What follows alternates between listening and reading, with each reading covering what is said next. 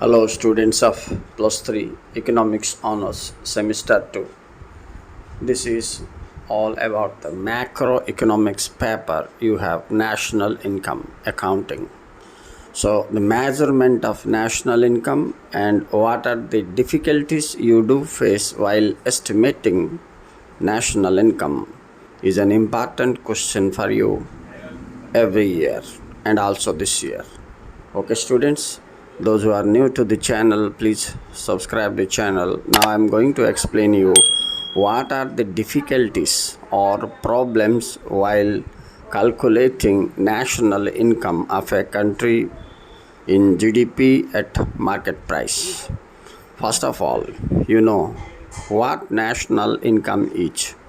Sum total of income earned by all the factors of production of a country or earned by all the residents of the country plus the income from abroad put together becomes the national income. We calculate it in terms of GDP, taking final goods into account. But while doing so, every country, particularly developing country and underdeveloped country and developed country, faces some difficulties, and these difficulties are categorized two types. One is conceptual difficulty, and this is theoretical, and another is practical difficulties, which we are now going to discuss about. Okay, students, now focus on the theoretical difficulties. Particularly, we have three methods of calculating national income: income method, expenditure method, and the third one is product method, which we also call as value added method. So under this value added or product method, we do face the following difficulties or problems. I am now going to explain you one by one. Number one, differentiating final goods and intermediate goods. Here we face the major problem. Actually, while calculating national income, we must take into account all final or finished goods which are ready to be sold or used by the consumer. But what happens, sometimes we are confusing, and we take the wheat into account and also the flour, and then we prepare the bread, we also count the bread. So double and triple countings are coming here, and which causes a very difficulty here, and the calculation goes wrong.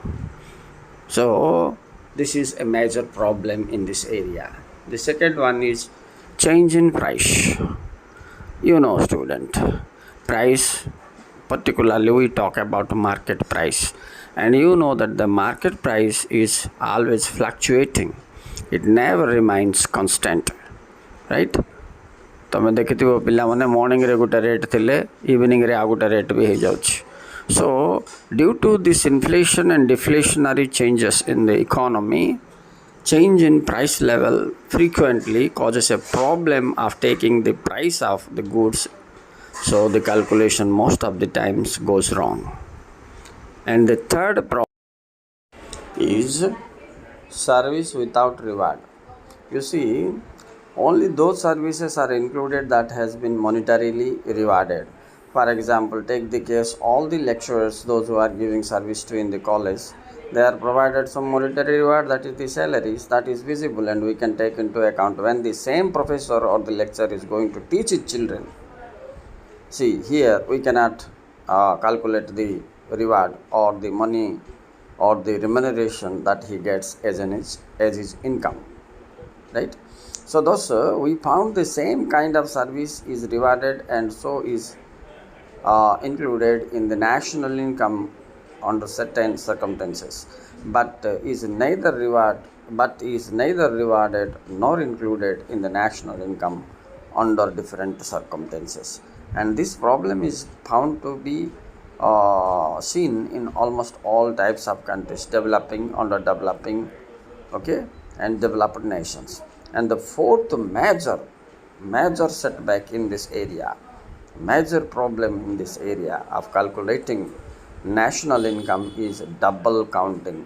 ପିଲାମାନେ ଏଇଟା 3 mark ପାଇଁ ମଧ୍ୟ important. What is double counting ବୋଲିକି ଆସିବ. So you see here what happens actually, many a times, means many times one face the problem of double counting while estimating the national income. Here what double counting means, you have to focus on first. Yes, see, double counting refers to the counting of the value of the goods more than once. Means you have already counted the value of the good in one form and you will again calculate it in the other form. So the value of the commodity is twice calculated here by mistake. See, the example here is given. A woodcutter sells a big log of wood for 20 rupees to a carpenter. So here you calculate the value of wood, and in the same wood, when you make a chair or table or a furniture, you sell it. There you count the furniture's price 40 rupees. So in this way, what happened? Double counting is taking place. So which provides a wrong result of national income. That's why double counting is a major problem. Next problem is, the fourth one is income of foreign companies, or you can say that the multinational companies, MNCs. So here what happens, the income of these companies are supposed to divide between the home country and foreign country. So the difficulty is that how we can count the income of such companies in the national income estimation, because a part of their income will go to the country of their origin as dividend, another part remains with the country they are in. So that brings the difference. These are the 5 major difficulties. They are called as conceptual or theoretical difficulties we face during national income estimation. Now let us move to the practical difficulties. What do we face while calculating national income? Ready? Start now. Here the first difficulty is existence of barter system or barter system of exchange. A barter system of exchange means directly goods are exchanged against goods. It was the economy when money didn't exist. But even today also in underdeveloped countries, in the remote areas, what happens? People exchange goods for against goods for money. In place of goods for money, they do exchange goods for goods. That's the problem here. So here what happens? Monetary calculations are absent. So without money calculation, how can we calculate the national income? Because it is a monetary phenomena. Okay, so this is the major difficulty. Next, the second point is unreliable statistics.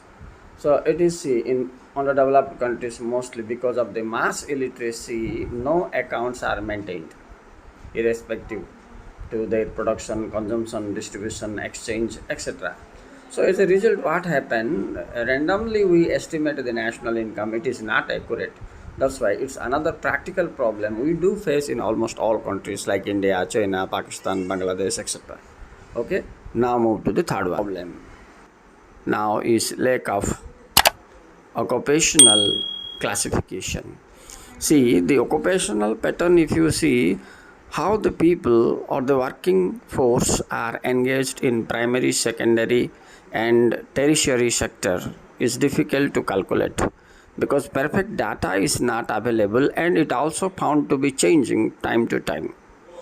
So lack of proper data about actually how many people are engaged in primary sector and how many engaged in secondary sector, etc. We do face a major problem of calculating or estimating the national income here. Therefore it becomes doubtful whether we have calculated perfectly or not. And then comes the fourth and the last of the difficulties we do face here in estimating national income is production of self-consumption and income earned from self-source, what we call is the mixed income. So these two groups of the people and these two ways particularly in the economy of agriculturally predominant countries like India, USA, or China. It's tough, difficult for us because self-consumption. See, the farmers what they produce, half of the food they procure for themselves. They don't sell it. So, which they kept for their self-use or self-consumption cannot be calculated. So it goes away from our list of calculation. So it's another major problem in this area. So these are the major difficulties we face. Okay, students, thank you very much for watching. Please keep touch with this channel for getting more answers of semester 2 economics, macroeconomics. Bye.